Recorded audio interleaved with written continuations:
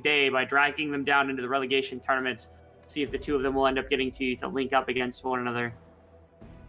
I mean, if they would do it, it would be absolutely rightfully so, because Team Flash is disrespecting them. I mean, bringing in 2 substitutions for it, I mean, it's definitely a statement. To me, just says that they think that it's just a free win anyway. We just grab it even with the substitutions and might just as well test stuff before, I mean, the non-relegation comes out. I mean, you can't just expect, I mean, maybe it's also like the approach, even if we lose, Team Secret will lose to Cerberus and Team Wales anyway, but that would be ridiculously naive, to say the least. So I expect Team Flash to still play well with the substitutions, otherwise it wouldn't make sense for them. And if not, for Box to really punish this. I mean, they have a great composition, as you just know that. I was also like Silas into Ari, basically, because you lose the first 3 levels, but then you absolutely outscale in the side lane. And in general, this R5 Renekton pick, I don't hate it, but I don't like it very much either. Now, what might be of interest is that, especially when it comes to the jungle and the support roles, when you want to run a substitute, you actually see 2 people come in at the same time, because the jungle and the support are so kind of connected in a lot of ways when it comes to map communication, map movements, things like that.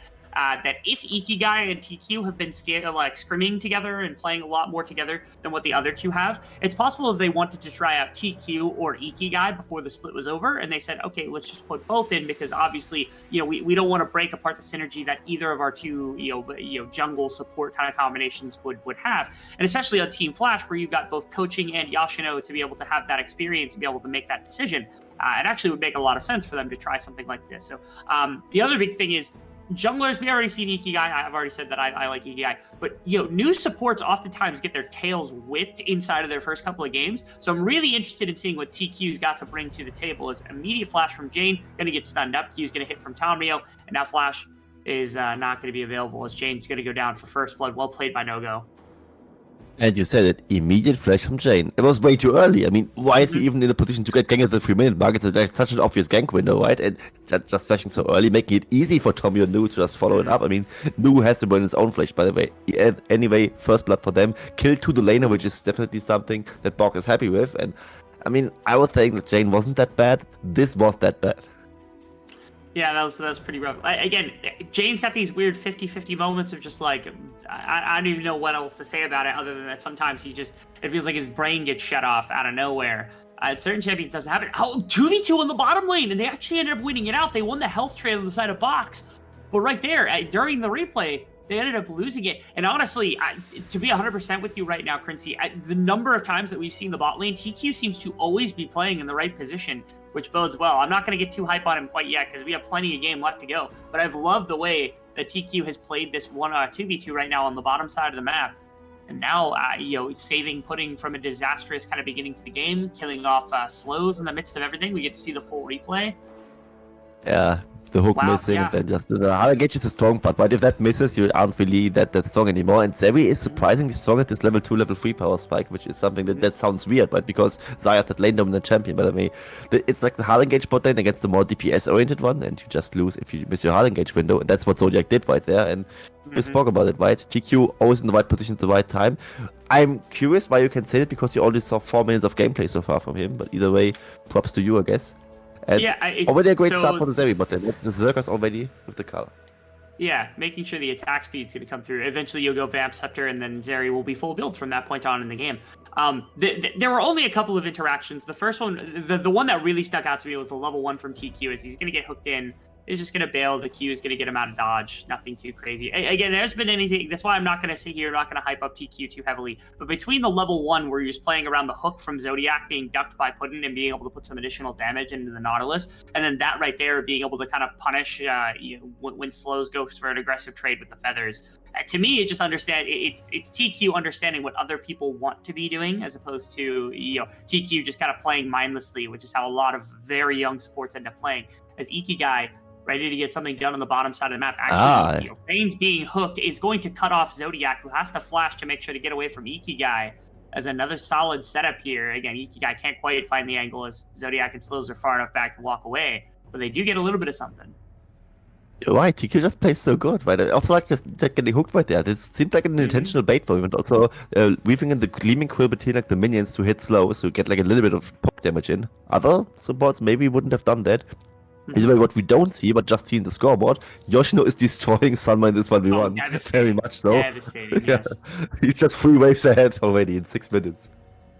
And right there, between Putin and TQ, again, some communication errors, Putin ends up almost getting hooked by Zodiac. In fact, actually, all 3 of them are relatively low, and Tamrio has the first move. Nogo is going to have a move as well. And that means that Team Flash end up losing this dragon.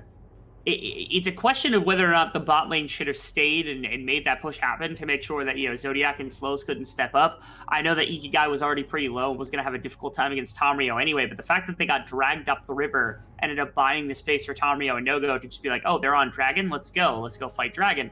And Team Flash does pull off. I have to give them a bunch of credit for that because it would have been way too easy for them to just lose the exchange trying to go for that Dragon. So at minimum, they do have a bit of care to what they're doing. It just does suck. That does feel like a mistake from their bot lane where they should have just hard shoved that wave, kept those 2 in place. And if they had done so, I wonder if Ikigai just gets to walk away with Dragon. Yeah, but you say, right? It's like an improvement from Team Flash that we saw like 2 years ago or something in the Winter Mickey Mouse split. Team Flash back then would have not accepted the loss and would just went for the fight and lose not only the Drake but also the fight 4-0 or something. They just now accept their loss, cut their losses, just lose 1 Drake. It's okay. Not the end of the world, not good either, but you can live with that, right? I mean, you see also on the other side of the map, Yoshino destroyed the enemy top laner. You overall still have a very good bot lane setup. I mean, Jane died once to gank, but still like manageable, I gotta say. So overall, I think it's fine for them to just drop this first wave. I mean, it is a cloud wave, just some movement speed, not like an early ocean something, which would be the next dragon that would be spawning. And maybe in 4 minutes, the team is more ready for the play. They might be. I'm actually watching as well because Ikigai has stolen away multiple topside camps here from Tamrio, which is the punishment in exchange for the dragon that went down. Going to be able to grab away the wolf camp, and then Lee Sin's actually going to head into bot side, most likely, as long as Ikigai doesn't get spotted on that ward, who actually will be here readily available for this play. As Nogo jumps in with the Ahri ultimate, Tamrio is here, they're going to shove out the Wayne. Now, the issue afterwards is that Jay needs to stick around on the map because you have to be ready for it. Oh, Tamrio with a solid kick. Nogo wants to go in with the Ahri ultimate. Ikigai's going to get away. Jane's going to get away with some extra mobility. That's going to be the 2 of them getting shoved out of the jungle. As now bot lane, we're back to having a bunch of play. Ultimate got popped by Slows to ensure that they weren't going to get aggressive against. You can see the health trades very heavily in favor of Team Flash right here. It was a Ignite and heal burnt during the exchange, but... Yeah, they burnt their own ultimates and summoner spells as well, but overall, like this, considering their HP buff, it's just so good for the Flash bot lane. And we have seen them 2v2 killing them already once, as we have seen this mid-jungle skirmish. I mean, it was also just like Flash and ultimates traded. Either way, it was Team Flash taking a little bit on L on that one as they were forced out of their own territory. As we see Tomio, I think he just took the Scuttle Crab, or did he? No, he didn't. Yeah, no, there was an up there. I think the Rift Herald is what it was. It actually was, yeah, the very big Scuttle Crab. That's what I meant. Very big, very, very big scuttle crab. One that can throw its body at towers and not worry about it too heavily. So you could see TQ popping out and then popping back up at the top side of that tower with Jane having push, with Ikigai being on the bottom side. It leads to Slows and Zodiac needed to leave the tower, which does mean that, of course, if you want to be here, like Ikigai and Putin can actually pick up plates that would match what Tamrio is going to grab. It's going to be a free plate for Pudding to start things off. That's really solid grab here. As nothing else is going to come about. And again, after the couple of camps, if it's a full clear from Ikigai, ends up really, really ahead of Tamrio in terms of farm. So that would mean that Tamrio has to force this Rift Herald on the bottom side to try to match any amount of gold that Ikigai would get from just full clearing in general. And you see Tamrio is just kind of beelining directly up mid lane. Or bot lane, my apologies. All right. Beelining the bot lane. They are landing a hook at least, but it's just Ikigai's warrior trickster, so it will be fine at the end of the day. They're going very deep.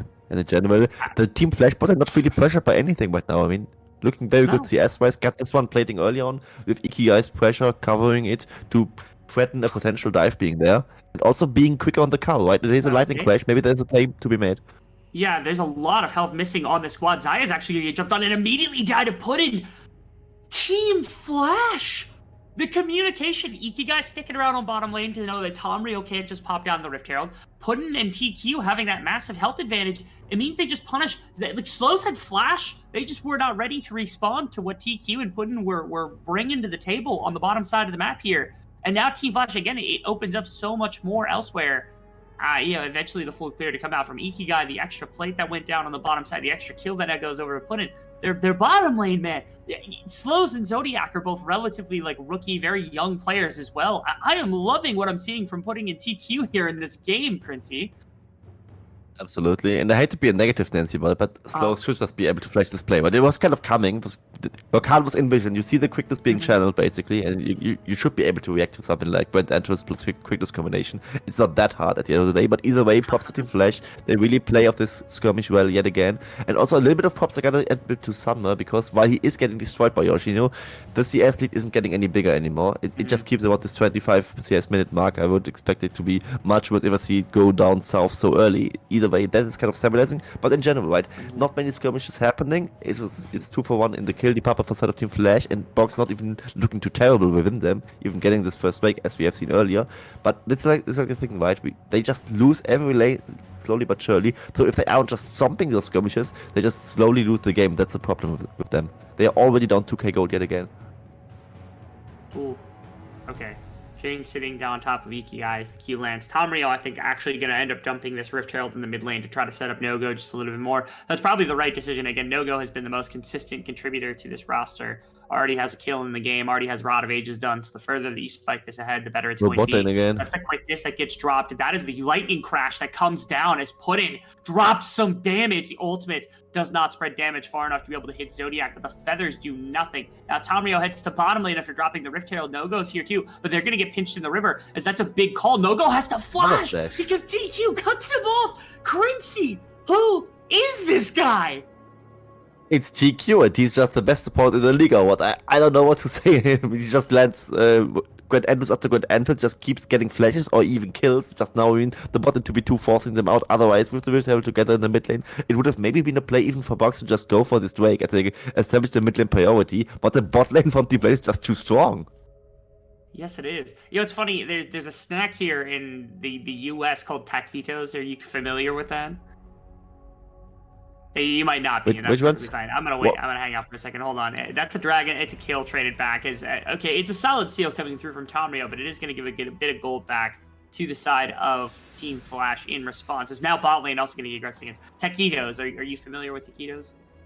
I'm not. What is it? Okay, it's a snack that it's just sort of like a chip snack that you have more than anything else. But the reason I'm using that is because you have like the suffix ito, which is small in some languages, and then you have taki, so it's taquito, so it's TQ is now taquito, at least in my mind, is Puddin getting aggressed against my Slows and Zodiac on the bottom side of the map. That is a feather pull that gets a massive amount of damage, and all of a sudden, out of nowhere, Team Flash suffering in a couple of positions. Their bottom lane ends up losing out. Not sure what prompted that little fight down there more than anything else. And then, of course, the dragon going down means, Box Esports has brawled their way back into this game in just a couple of minutes. Yeah, this is the bottom lane play. What happened? Puddin ends up getting ulted and ends up getting hit with the feather pull there all at once. Yeah. The problem was it's I pressed R. Yeah. And also, they were like kind of off sync as well. Like TQ didn't really want to fight there. It was like kind of low mana, low HP, and was already like channeling the recall. And his partner in Puddin wasn't really ready for the play. It's Yoshino's and Dominus. He will die there, I think, but he will take some time to die. Yeah. Either way, he will eventually fall to Tomio. And gotta say, with Tomio getting this Drake stolen and this bot lane comeback play right now, this kill right now, suddenly they are even in gold. They got 2 Drakes, and Team Flash, they kind of dropped the ball. Can't really say anything else. Yeah, the biggest thing is that, again, first tower of the game probably ends up breaking the actual advantage that either of these two teams is going to have. And with Box having 2 dragons, you're feeling good about walking into the later stage of the game. I like Flash's comp a little bit better. Man, Slows is doing it right now. It's underneath the tower turret. Now you have Ikigai who's going to jump in. Slows is going to die to the Wukong. And Zodiac is stuck under the tower, but there's no minions to be able to continue the dive. They're not going to stick around for No-Go to show up. They're not going to stick around for Tamriel to stick. Actually, they are going to stick around here, as they probably want the tower damage more than anything else. Zodiac is stuck, and there's nothing for Zodiac to be able to do. He's just going to try to dance around as best as possible, as that's going to be the engage, as Ikigai finds 2 here. And they should be able to find the first tower here on the bottom side of the map, which is a bit for Team Flash. Again, they finally find some amount of aggression here after getting absolutely bullied for the last 5 minutes or so. This was put in. Again, man. He invaded. It actually, glass half full, looked pretty sick from Slows. Go for like the Flash Blade caller play, and he was kind of getting caught off guard by that one. Actually, I mean, he also had a reactive flash possible, but he needs to be very, very quick on this thing as to pull that Yes. one off. So I don't really want to fault Pullen much for that one, as I want to credit Slows. And in general, Team Flash, the macro decision in general, I kind of like. The micro just wasn't quite there, as they definitely got both kills on the bot lane, got the first turret. That's still a W for them in the bigger picture, but could have been a bit better with Pullen surviving there. And with him actually dying first, he's the AD carry, the main damage threat in those skirmishes. I was actually like kind of expecting disaster, but just gotta say, Ikigai chasing down Slows behind the turrets was what kind of salvaged the play to some extent, and also Jane continuing to land these off deceptions to prevent Zodiac from recalling there. Made it possible to still play the dive. So at the end of the day, Team Flash still coming out ahead, and I just gotta say, Tomrio suiciding for this Drake steal overall seems very worth right now. I mean, just that alone puts them on 1 point before Soul Point, and I mean, gold is like not that even, but it's 1k gold at 70 minutes. It seems fine for Box. Yeah, I think Box is okay playing this out. I do have worries about, like, again, later on in the game, Puddin is still going to be an absolute monster because you do have the Zeri that's going to be scaling. Wukong has picked up a ton of kills here at the beginning of the game. We've seen Wukong's kind of run things in the right circumstance. And Jane has matched the gold from the early advantage that got poured into No-Go because you had, like, both the Rift Herald get dropped in mid lane. You had a bunch of other stuff that happened with the First Blood and everything else for No-Go as well. So despite No-Go having some little injections of gold here and there, it feels like Jane is neutralized to some extent, so you do have a bit of worry in that. Also, Sunmer is going for this weird AP Sejuani build that we've seen a handful of times. I know the Rod of Ages makes some sense. I'm still confused the circumstances in which you build this as opposed to going for full tank. As Jane is going to brawl a little bit with Tomrio, has to pop the ultimate to get away. I mean, otherwise I would just have Silence as solo AP threat. I mean, he does sufficient damage, don't get me wrong, but having more is better, and it's just such a good scaling item in general, especially on those patches recently where it hasn't been nerfed. And I think double Word of Ages in general is just such a scary amount of scaling, potentially kicking in within like 6 minutes for Box, and definitely Team Flash has to respect that to some extent. They, of course, on their own right, they have a Zeri, insane scaling. Also, Wukong against an AD jungler like Sin definitely being a bit better in that regard as the next response in 10 seconds. But there might just be a little bit of a scrap off from Box Esports, as this was Ikigai getting hooked, and Ikigai is not the one you want to hook. No, it's not. Both teams kind of prepping right here as TQ actually tried to battle dance away from that hook. It ended up not doing any damage to him, but it doesn't matter. As both teams are here ready and raring for a team fight, getting your first opportunity to see what Ikigai and TQ are going to be able to do in a 5-on-5 as Tomrio is going to pop that Rift Herald in the mid lane. It will just destroy the tower. There's not much to be done about that. So I'm thinking that charge might actually end up leading to the biggest kind of shift in this game. This could be a fight. That's going to be Box Esports working their way into the jungle. No-Go heading back up into mid lane. That's going to be Ari getting CC'd to absolute death. Jane has to ult the other side of the fight, but the Gale Force is going to be able to bring him down. Now Yashino, the frontliner, down TQ trying to frontline as well. Trying to buy some space for Puddin here. Stay and Ikigai are the ones that are remaining in this fight. Looking for the dragon is Box Esports to put themselves on Soul Point. They have to be super careful with the way that this is going to be played. No-Go grabs Rakan ultimate. See whether or not that's going to be able to accomplish just about anything. Puddin still has not used the crash down. A lot of ultimates still remaining here. As No-Go's going to try to find a bit of an angle. Puddin is going to get jumped on immediately, and that's your main damage dealer that is now gone. Now Yashino at the front end of the fight also going to get jumped on as Ikigai and TQ, your two youngsters, the only ones remaining as Team Flash falter around this dragon and give up number 3 to Box Esports, who out of nowhere have taken a gold advantage in this game, Quincy. And not just the gold adventure, but also Soul Point for them. It's a Chem Soul, arguably maybe the worst soul in the game, but I just gotta say, every soul is a win con on its own. You definitely have to respect it, especially with those juicer champions like the Silas, right? I mean, especially Word of Ages Silas, definitely. You have to one-shot him, otherwise he will just heal back up again. And here we see Nugu in the flank. The hijack quickness from Rakan, such a good Silas still to have just a high AP CC intensive ultimate to really steal. Yes. And they already dropped Jay before, and so it wasn't really a bad fight to take from Team Flash anyway. And this just now leads to a lot of map control and game control for Box Esports. They take another turret. They just also took the mid lane tier 1 turret before this Drake fight, which is like the most important turret considering the overall map control. So they would now definitely fire on all cylinders, right? I mean, it was some getting a little bit destroyed against the Vellectin, but I mean, it's Sejuani top lane against Vellectin.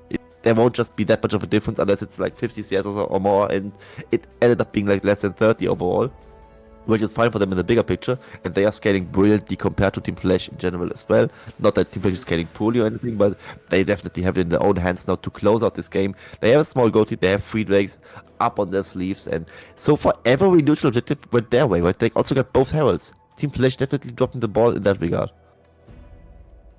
They did. Now down 1,000 gold, which is not an insurmountable gold lead, but another thing that's been pressing is that Putin's positioning has been punished a couple of times by multiple members on the side of Box Esports. Got to crisp up a little bit as this game goes on. Otherwise, again, you keep getting assassinated by Tomrio and Nogo and anybody else who kind of gets into the backline, and Putin is going to be gone. It's going to be your main damage dealer that's going to be missing from these fights, which is a huge loss. Zodiac tries to find a pull, not going to be able to grab one up. Baron buff side of the map is actually looking great here so far for the side of Box Esports. They had a good amount of setup. Jane and Nogo are just throwing damage back and forth at one another. But sports here for Ikigai is Nogo is going to grab the Ari ultimate. I love the Ari ultimate because you can cancel the chain. You can make it look really cool. Ikigai pops the Cyclone, trying to push back Nogo. So Nogo is just going to be able to rock out. It's just coverage for Jane more than anything else. It's actually big. Wait, look at did you see how much damage he took? TQ, wow, okay, ultimate has to be popped, and that's nothing, as Tomrio is going to be able to kill TQ as well, bottom side of the map. Yashino and Sunmer getting into it just a little bit, as Jane now still under some real duress at the moment. And deals no damage. I mean, have you seen Jane versus Nugo? It was just Nugo chucking half his HP while only losing like a quarter of his own, and then also applying pressure for Ikigai to just force the Cyclone ultimate out. Jane tried to go for the charm, then Nugo just sidestepping it with his just normal dash ability. And for the side of Box, it's just win after win, as long as Nugo isn't really getting thrown out, and you can't really kill the Silas anymore. It's a Word of Ages Silas, which is very close to being fully escaped by now. They also have this one Chemtech break, which made it even easier for him to play down. And he just forces so much pressure on his own that Team Flash definitely needs to pull 2 or 3 people just to Nugo alone. And also on the bottom, we just saw Yoshino against Sanma is not as one-sided as it used to be. So he can just at least stabilize him, while Box on the other side of the map can just straight up win. They can. It seems like Team Flash really wants to play for a big team fight, but they just have not been able to find their angle. They haven't been able to put Pudding with the rest of the team. Haven't been able to put everybody together in one place. As there's the look, going to try to find something. That's Zodiac, who's going to be disrupted, is going to end up almost going down, but the blast code gets him out. So those also took a remarkable amount of damage right there, as Jane was able to do some sort of assassin stuff. Now the look would be Baron, but unfortunately, it doesn't look like they have the confidence to go jumping at the Baron right here. Maybe just the mid tower more than anything else, but they still have to worry about No-Go. There's Tomrio here as well. Cyclone's now available here for Ikigai, who's going to get jumped on by Tomrio. Tomrio will just be able to walk out of that situation. It looks like bottom lane, there was a large scrap between the Renekton and the Sejuani, which ended up going Sejuani's way. As Team Flash, just, again, it feels like they had an opportunity maybe to go looking for the Baron because of the health that was missing. They're going to try to run at No-Go, but that's going to mean absolutely nothing, is now they're going to turn back. Zodiac is going to be able to find something. TQ's ultimate, they're going to be able to find one. Sunmer's going to TP into the remainder of the fight. Now ultimate from No-Go is going to be able to jump into the backline, going to get stunned up by Yoshino, who showed up to the fight just in time, putting on the bottom side. He's going to be putting in damage, but Slow's going to be able to Gale Force in to try to find more, as Pudding is going to eventually go down. Now they have no damage dealers. Jane is going to get shoved out of the fight. Yoshino is trying to find something in a bit of reprieve. Ikigai also has the ability to put out damage inside of his fight, almost taps Slows, and Slows is going to go down to Jane's ultimate. As now it was relatively contested there through the middle of the fight, but finally Team Flash end up with 3 big kills and should be able to clean up a tower pretty easily. Big problem is 20 seconds until Dragon. Tomio can't really recall yet. I mean, it's 15 seconds now, and he's still very low HP, and he doesn't get to recall the situation. And Team Flash, I really want to see how they really turned this fight about, because it was looking very, very doomed for them. As Lowe's was the one who later on was killing on Pudding, but here we see how it started off. Ikigai killing Zodiac, and then the fight kind of blows up. It is still the quickness stolen by Nugo, and he gets blown apart by, I think it is him being forced to stopwatch against Jane. Then here we see Slows getting the flash forward onto Pudding to just absolutely kill him with the Feather Storm combination, not even landing, but still just the auto attacks being enough for it. As we see Nugo finally falling to Yoshino, and then at the back end of the fight, Sanma is pretty fat compared to Yoshino, but he doesn't really fight backline access, so at the end of the day, it doesn't really matter, as Yoshino, together with Jaden, can just deal enough damage for this fight, together with Ikigai, and this means Camsol not taking the box. They take one Drake to the side of Team Flash, but they are now on the Desperation Barrel, maybe. They are still like in control of the game. They don't need to force this too hard. Yeah, I'm not in love with the Baron call here. I think you're okay with losing a single dragon so that the game can continue, but instead of team fight, on the front line, Zodiac gets blown up in exchange for Ikigai. A lot of the health bar of Ikigai and Yoshino has been pulled off. Puddin can still put out some damage as well. So the Lightning Crash has already been burnt. There are 4 members of Box with full health bars. I think you are perfectly fine in this situation. That's Jane finding a solid charm on a no-go. As they're still looking for entrance here. They're still looking for a lot. Ultimate from TQ is available. They could go jumping in if they wanted to. And I think that is going to prompt Box Esports on the retreat. Well played, TF. able to grab both the dragon and able to drag, and push them off the Baron buff and take a gold lead back in this game, Princey. We're on a teeter-totter right now.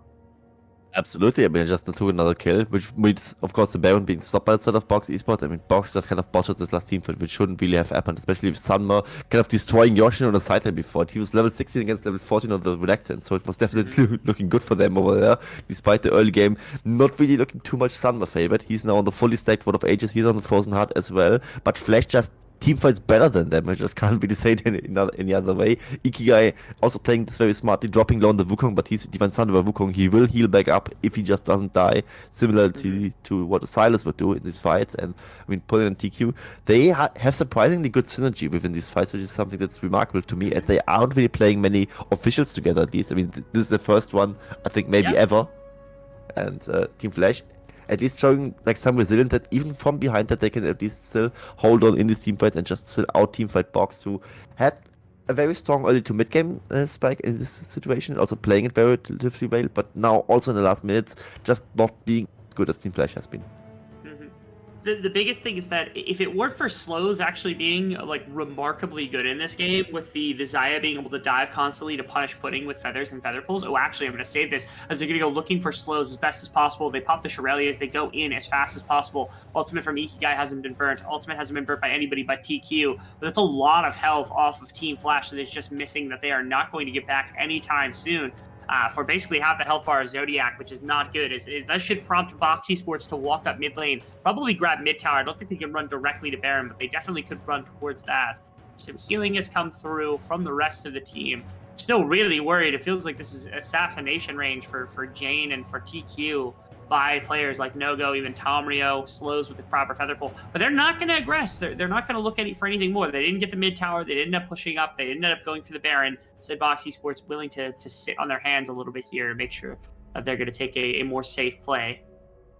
And they aren't really decisive, but I think that's actually a fine call, because they only just got a little bit of a chunk onto Jane and also onto TQ. And I think they can at least heal that up quite a little bit if they are just in the vicinity of the play. And if you're not tanking up the Baron, you can easily just fall prey to the RE. You tell yourself that Jane having this very hard word, assassination potential, as he is, of course, on the troll build, as Namero would say, with Everfrost going into Horizon focus. But either way, it's still just enough damage to just blow someone up who's close to the Baron. And now Jane on this move on this tier 1 turret.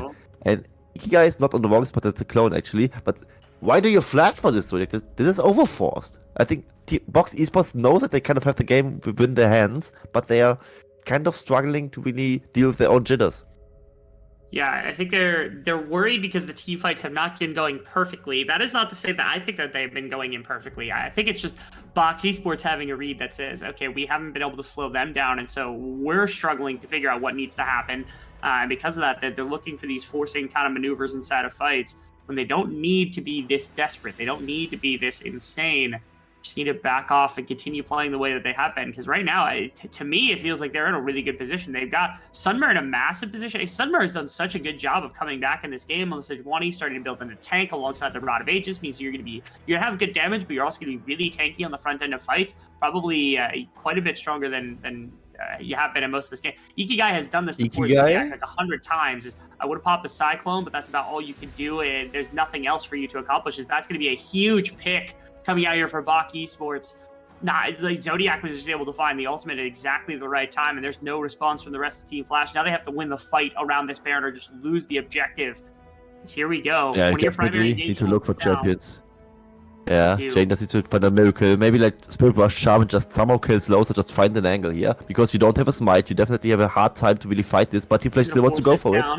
And that's a 1-for-1 on the front end of the fight. Now Putin wants to be able to use that lightning crash. Going to find 2 as into the pit is everybody else. They're just kind of stuck in place right now. Slow's going to be able to drop the feathers, which should be plenty of damage. You can see it does. Oh my goodness. Right there. Putin now wants the fight onto Nogo, who goes into Zonia's. Is right now is it? Oh, Putin! It's going to be nearly brought down. Okay, it ends up being a 4-for-4 over the course of the entire fight. Tomrio the only one remaining, but Nogo clutching the back end of that fight, making it look so easy as Box Esports avoids complete disaster. I thought after the beginning of this fight, Crincy, that they were dead to rights, that this was going to be it. They were stuck in the pit. The combination of Slow's feather pull and Nogo clutching the end of this fight was so good.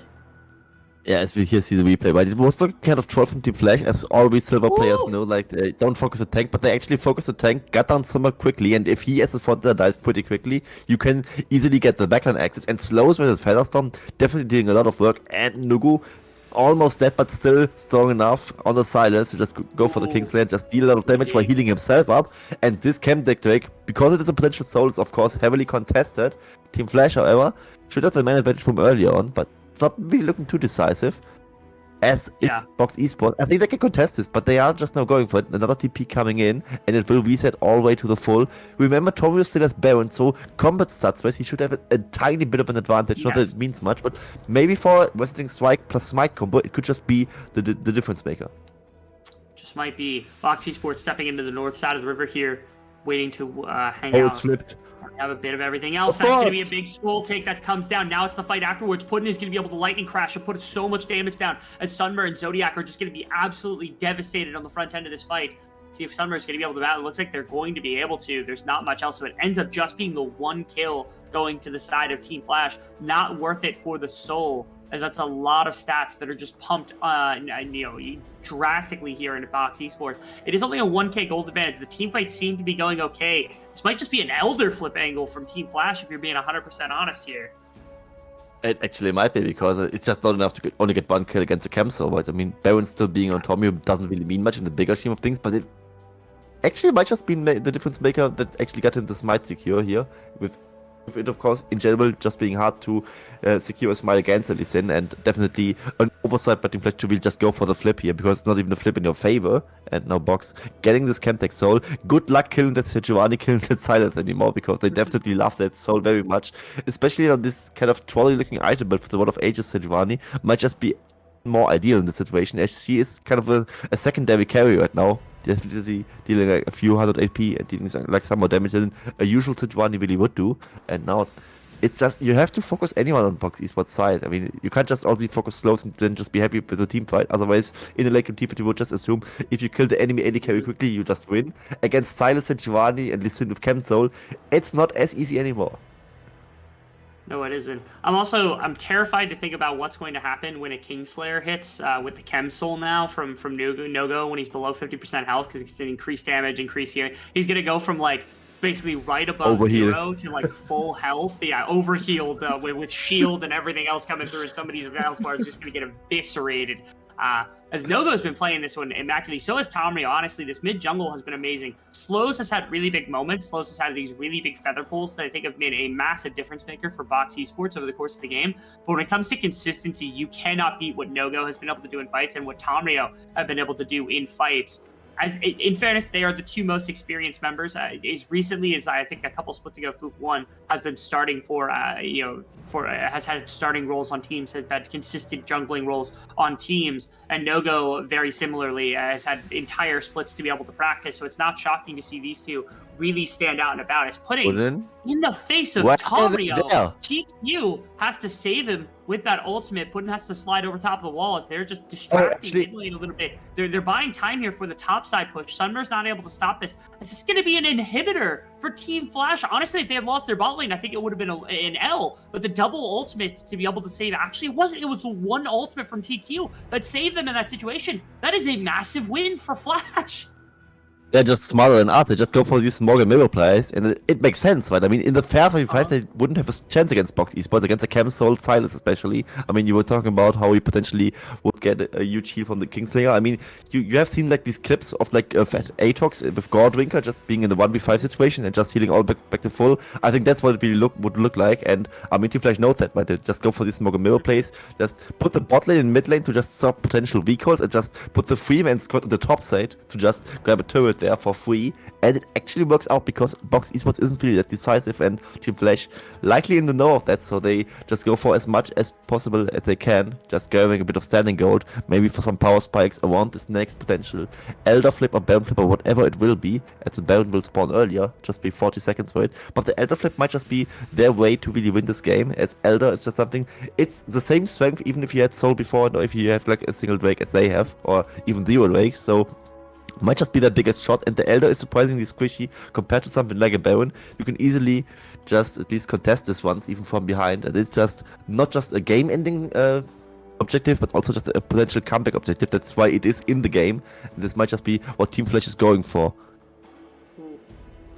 Both teams kind of clustering together here around the Baron buff as it begins to spawn. 5 seconds away from that one coming through. Ikigai's going to start things off directly onto the back line. It slows. Oh no, that's no-go. Who's going to go down? With a 60-second death timer, Crinsty. They're not going to have the biggest tool that they've been able to use for the entirety of the game after a very decisive play coming out from Ikigai and from the rest of the team. All 5 ultimates were burnt for that, but I think they are okay with that as Team Flash gets interior pressure for both the Baron and for that soul point, potentially or that Elder Dragon. So on the front line, there's Zodiac, who just dies immediately. Ikigai's able to dance out of it. That's 2 members now down for this squad, as now they're looking for more, potentially Yoshino on the front line, try to find something. TF wants to fight afterwards to be able to dance out. Yoshino's going to bring down Tomrio. Kick back, and everybody is Pudding, as Tomrio's able to find a hero play. Now Kiku goes down on the back line. Slow's going to be able to find a lot more damage on a Pudding, who's in the front as a result of Tomrio, and Tomrio saves the fight! He gets everything. He puts Pudding out of position. He gets everyone thrown about, and out of nowhere, Box Esports just wins the game off the back of a hero play from their most experienced member.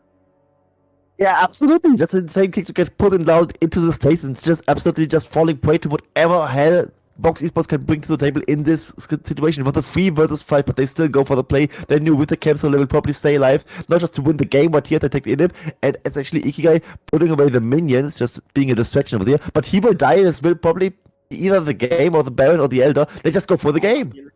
Yeah, they're probably going to be able to finish it too. Only a few seconds on TQ, who's going to have ultimate. Going to get stunned up by Sunmer. Now you have to distract everybody here for a couple of seconds. Yoshino is back out on the map, but I don't know that it's going to be enough. You have to find the damage, basically, as that's going to be a jump in on a slow, see if they can actually get the assassination. It's just not going to happen. As Box Esports, it was hotly contested back and